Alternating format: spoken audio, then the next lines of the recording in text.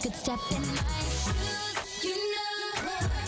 You've heard the phrase, step in my shoes, a lot this month on Studio 5 as we try to explore ways we can all be more sensitive to the people around us. But allowing another person to walk in our shoes means letting them know what's really going on in our lives. So, this is still me, Darren. This is still going ahead. Therapist Julie Hanks says that's a huge risk that many of us aren't willing to make. Why are we not willing to do that? Because it's a risk. What if I share something with you and you don't like it, or you leave me, or you think I'm stupid, or it's a risk to share the deepest parts of us. So we put up a barrier. Right, right. You're going to help us break down the barriers in a second. Why is it, though, important to let people in? I like my barriers. I like them up there. I'm perfectly fine with them. I don't want to let people in. It is the key to having healthy, happy relationships. That's why. Intimacy is into me, see into me. And if you're not willing to let others see what's really going on in your life, you're limiting the amount of intimacy you can have in your relationships. That's why it's so important. It's scary, though. It is. It's terrifying. But if you think of it in only 4 levels, it's not that scary. So I want to talk about, just quickly, 4 different types of communication. There's doing. So think about your hands out here, stuff out here. And then there's thinking, your mind, right? And then there's feeling, your heart. And then there's being, that's your gut. So those are the 4 levels. Doing, thinking, feeling, and being.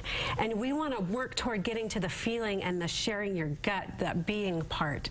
That's where intimacy happens. Okay, we're going to walk through these. There are some 4 main barriers that you're going to sort of help us through. Yeah. The first one is the fear of being hurt, which we all have that fear, right? Right. We all have that fear, but you know what? Babies don't have that fear. They let you know how they're feeling, what they want, and they're willing to risk. So if you're afraid of being hurt, you have to decide to risk anyway. And I see this a lot in my clinical practice with couples. I was working with a woman whose husband, she found out her husband was using pornography, and she felt personally hurt and sexually rejected. And she had to decide whether she wanted to stay in the marriage and then decide to risk again, knowing that he may have a relapse. So we have to decide at some point that we're going to risk anyway, and that it's going to be okay. We all get hurt. The good worth going through the bad. Right. I guess. Right. So that's a really common one. I don't want to be hurt, but we're going to get hurt. Welcome to life. Welcome to relationships. We're going to get hurt, and so it's worth the risk. Okay, yeah, never mind. Forget about being afraid of being hurt. Everybody in life gets hurt. No, it's true, and we get through it. We get through it. But in order to be really close, you're going to have to take that risk. Okay, next barrier, worrying what other people think. Oh, this is a biggie. Huge. If I let you see, what are you going to think? You're going to think I don't have it all together. That's a common fear. So give me the solution. If you worry about what others will think, you have to accept that you don't have it all together. Right? That's the false front. Well, I want people to think I have it all together. No one does. Yeah. And the great thing about being a therapist is I get to see that.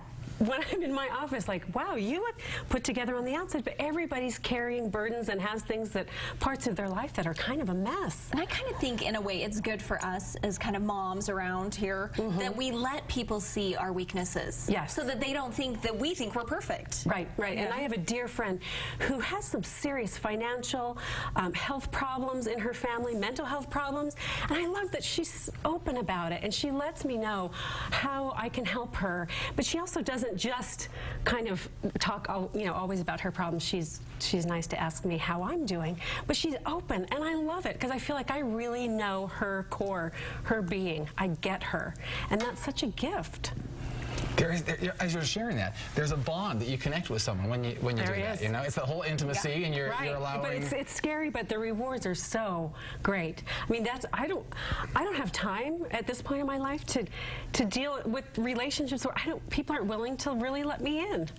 Yeah, and you made a good point, though, about she's not always a downer, but she's just letting you know truth. Right, exactly. Perfect. Okay, ready for the next one? The next fear that we have and we have to overcome is we don't want to burden others, right? Right. Oh, I don't want to, everybody has their own problems. I don't want to bring them down. So the solution for that is share, don't dump. Do you know the difference between those two? Sharing what's going on in your heart. versus dumping on someone? At first glance, I'm thinking dumping. I don't know, does that put the burden on someone else? You don't want to put the burden on them? So here's a little backpack. So we all carry around a backpack with whatever's going on, right? So sharing is saying, gosh, look, you know, my husband lost his job. It's really hard for me. And going, oh, you know what, my kid's really struggling.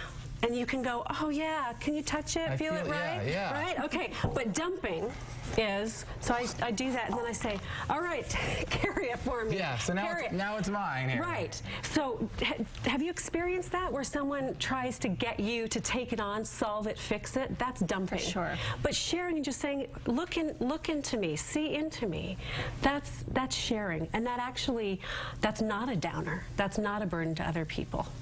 By sharing, you're exposing yourself. You're making yourself vulnerable. Right. But the dumping, you don't want to put them. It's make not them want to say, now responsible. carry Not up this, to them. now fix it, now make me feel better, now, you know, what are you going to do about this, Amy? Right?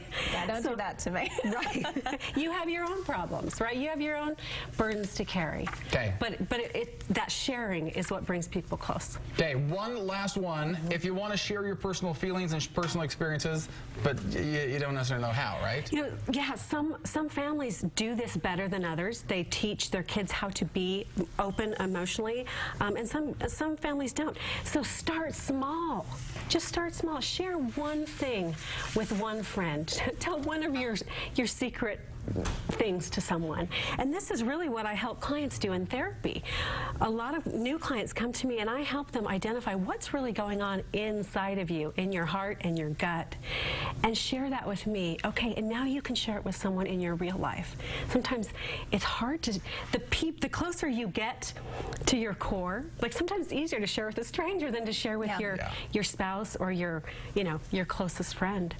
So start with someone who's less scary and start sharing something really, really small. And then you can branch out. Yes. You can branch out from there. Appropriate, we're talking about stepping in shoes and we're talking about baby steps. Because see, we're taking those steps to step. See? It all comes together with that beautiful synergy. Julie, thanks so much for stopping in. Thank you. We'll, of course, have more of our information on our website. You can find more there, and we'll be right back with more in Studio 5.